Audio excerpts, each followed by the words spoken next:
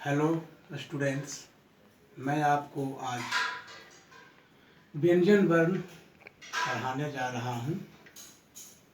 इसे आप समझेंगे व्यंजन वर्ण। इसको अंग्रेजी में कॉन्सोनेंट बोलते हैं।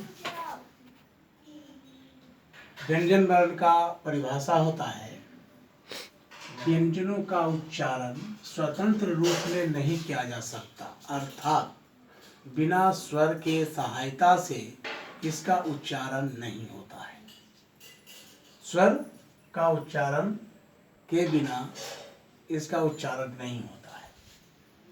या जिन वर्णों का उच्चारण करते समय मुख से निकलने वाली वायु के मार्ग में बाधा उत्पन्न होती है, वह व्यंजन कहलाता है। जैसे यदि मैं क बोलता हूँ तो क में आ मिलेगा, क प्लस अ क, क प्लस हर्षई का तो की, क प्लस दीर्घई की, आदि आदि। तो यहाँ पर क में आ मिला, आ स्वर है। क में ह्रस्व ईकार मिला, ये ह्रस्व ई, तो एक ई स्वर है तो की बना। क में दीर्घ ई है तो की बना, इत्यादि। अब व्यंजन के तीन भेद होते हैं। व्यंजन का मतलब ही होता है स्वर और व्यंजन का मिश्रित रूप। तो व्यंजन के तीन भेद होते हैं। पहला वर्ण होता है स्पर्श व्यंजन वर्ण। ये स्पर्श व्यंजन क्या है भाई? स्पर्श का मतलब होता है छूना। छूना, तो स्पर्श का अर्थ होता है छूना। तो जिन वर्णों का उच्चारण करते समय जीभ मुख के किसी न किसी भाग का स्पर्श या छूती हुई बाहर निकलती है, उसे कहते हैं स्पर्श व्यंजन वर्ण। इसकी संख्या 27 है। लोग जानते हैं 25, परंतु मैं बता रहा हूं 27 है। जैसे क ख ग घ अंग 5 हुआ तो क वर्ग, च छ ज झ ञ तो च वर्ग, ट ठ ड ढ न तो ट वर्ग, त थ द ध न त वर्ग, प फ ब भ म प वर्ग। और छठा है, पांचवा और छठा है उत्क्षिप्त अड़ और अड़ह, ये भी व्यंजन में आए। तो यहाँ पर हो जाता है क वर्ग 5, 5 ट वर्ग 5, त वर्ग 5, प वर्ग 5, प पचे 25 और 2 27। ये 27 व्यंजन वर्ण हो गए। अब चलते हैं अंतस्थ व्यंजन वर्ण में। अंतस्थ व्यंजन वर्ण क्या है भाई, उसको देखेंगे। अंतस्थ व्यंजन वर्ण जो होता है, ये होता है अंतः अस्थ। अंतः माने होता है अंदर, और अस्थ माने होता है ठहरा हुआ। अर्थात अंतः माने अंदर, अस्थ माने ठहरा हुआ। वैसा व्यंजन वर्ण जो अंदर से ठहरते हुए भिन्न भिन्न तंत्रिकाओं को छूता हुआ बाहर निकलता है, उसे अंतस्थ व्यंजन वर्ण कहते हैं। अंतः माने अंदर, अस्थ माने ठहरा हुआ। तो ऐसा व्यंजन वर्ण जो अंदर से ठहरते हुए भिन्न भिन्न तंत्रिकाओं, तंत्रिकाओं माने मुख के अंदर ढेर सारे दांत हैं, जीभ है, कंठ है, तालु है, मूर्धा है, ओष्ठ है। इन सारी तंत्रिकाओं को, तंत्र माने अंग, सारे अंगों को छूता हुआ वह बाहर की ओर निकलता है, उसे रगड़ खाते हुए निकलता है, उसे कहते हैं अंतस्थ व्यंजन वाक्य। जैसे य, र, ल, व।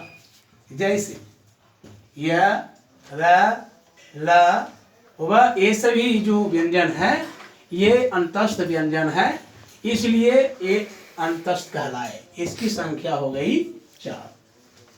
तो या का जो है उच्चारण स्थान है वह जीभ से है, इसका है जो दंत मूल है, इसका है दांत है, और इसका ओष्ठ है। वह का लोग दंतोष्ठ भी बोलते, दंतोष्ठ, ऐसे दंत्योष्ठ बोलते हैं, संस्कृत में दंत्योष्ठ बोलते, दंतोष्ठ होता है।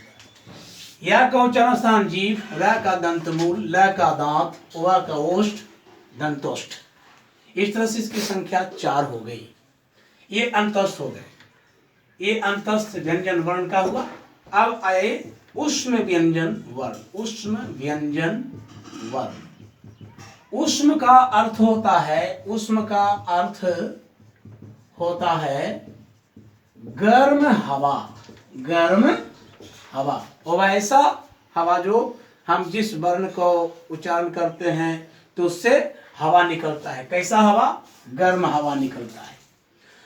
तो इन व्यंजनों के उच्चारण में एक प्रकार की सुरसुराहट सी प्रतीत होती है।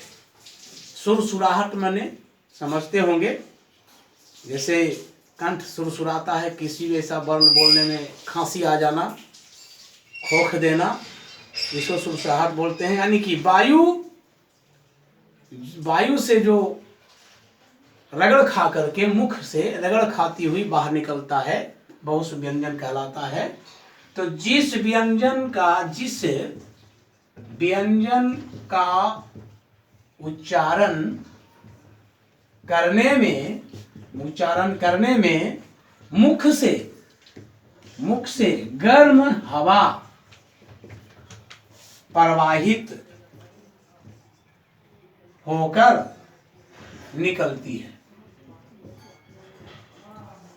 जिस व्यंजन का उच्चारण करने में मुख से गर्म हवा प्रवाहित होती है, उसे कहते हैं ऊष्म व्यंजन। ऊष्म व्यंजन वर्ण कहते हैं। ये ऊष्म व्यंजन वर्ण कहते हैं। ऊष्म माने गर्म, व्यंजन माने तो स्वर और व्यंजन का मेल। जैसे तालव्य स, मूर्धन्य स, दंत स, ह। तालव्य स का उच्चारण स्थान होता है तालु, मूर्धन सा का उच्चारण स्थान होता है मूर्धा, दंत सा का उच्चारण स्थान होता है दांत, हा का उच्चारण स्थान होता है कंठ। तो इस प्रकार से व्यंजन के 3 भेद हो गए। इसके अलावे भी भेद हैं। इसके अलावे जो भेद हैं वे आपको प्रयत्न के आधार पर, श्वास के आधार पर, स्वर तंत्रियों के कंपन के आधार पर ये होते हैं भेद। तो अब जो है प्रयत्न के आधार पर जो इसका भेद होते हैं, तो वे होते हैं आपको 5 होते हैं। अब यहां देखिए, मैं 5 लिखता हूं। मैं आपको यहां पर बता रहा हूं श्वास के आधार पर व्यंजन का भेद। श्वास के आधार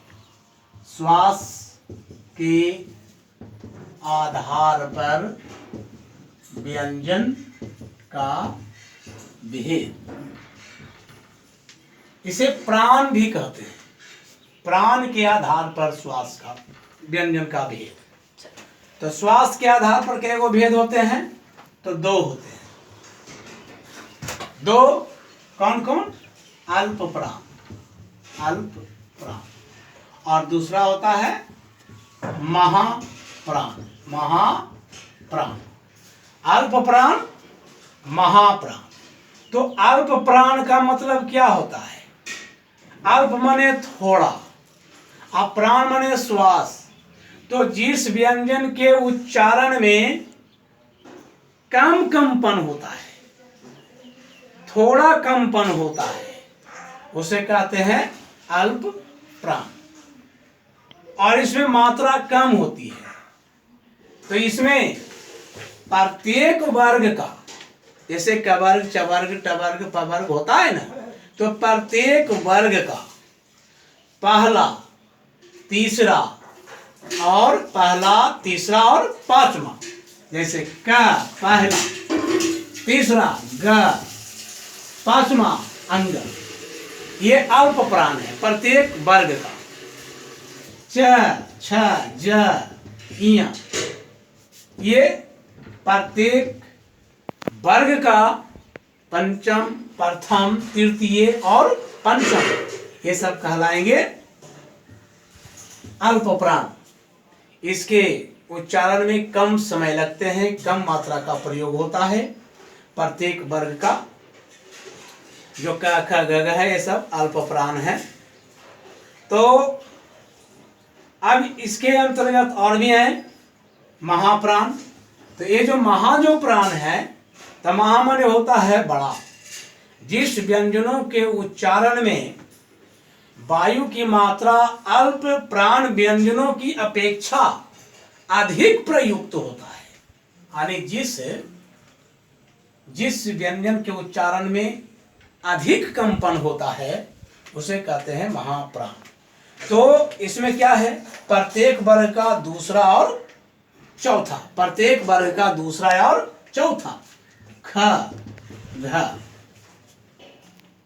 प्रत्येक वर्ग का दूसरा चौथा, छ झ। इसी तरह से ट का है, तो ट, ठ, ढ, ठ, ढ, ट, ठ, ड, ढ, ये चौथा। यानी प्रत्येक वर्ग का दूसरा और चौथा, ये महाप्राण हुए। तो इस प्रकार से ये श्वास के आधार पर दो भेद हुए। अब होता है कि नाद के आधार पर, नाद आवाज, नाद ध्वनि, आवाज,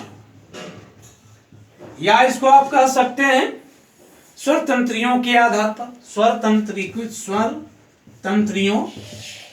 तंत्रियों के आधार पर व्यंजन के भेद, आधार पर व्यंजन के भेद। तो ये स्वर तंत्र हो गया था। अब इसके कितने भेद हैं भाई? तो एक में है घोष, और दो में है आघोष। एक में घोष, दो में आघोष। तो घोष क्या होता है भाई? इसको साघोष भी बोलते हैं, आघोष भी बोलते हैं, दोनों बात बोलते हैं। घोष भी साघोष, आघोष, घोष या आघोष। तो जो घोष है कि इन व्यंजन के उच्चारण में स्वर तंत्रिका की जो गुंज है, मुख से निकलने वाली वायु में शामिल हो जाती है, जिसमें कंपन, जिसमें अधिक आवाज यानी गूंजता है, उसको बोलने में गूंजता है, तो उसे कहते हैं सघोष। ग, इसका प्रत्येक वर्ग का ग, घ, अंग, प्रत्येक वर्ग का तीसरा, चौथा, पांचवा वर्ग जो होता है वह घोष होता है। प्रत्येक वर्ग का तीसरा, चौथा, पांचवा सघोष होता है, अब घोष होता है। और आघोष है जिस व्यंजन के उच्चारण में स्वर तंत्रिकाओं में कोई कंपन नहीं होता है, उसे कहते हैं आघोष। जैसे प्रत्येक वर्ग का पहला और दूसरा, क, ख, च, छ, ट, थ, प, फ इत्यादि etc। यदि इस यदि मेरा पढ़ाई अच्छा लगा हो तो इसे आप लोग सब्सक्राइब जरूर करेंगे, बेल घंटी जरूर दबाएंगे, और यदि किसी प्रकार की कोई त्रुटियां हैं या आपको समझ नहीं आई हो तो कमेंट बॉक्स में जरूर कमेंट करें, पूछें। धन्यवाद।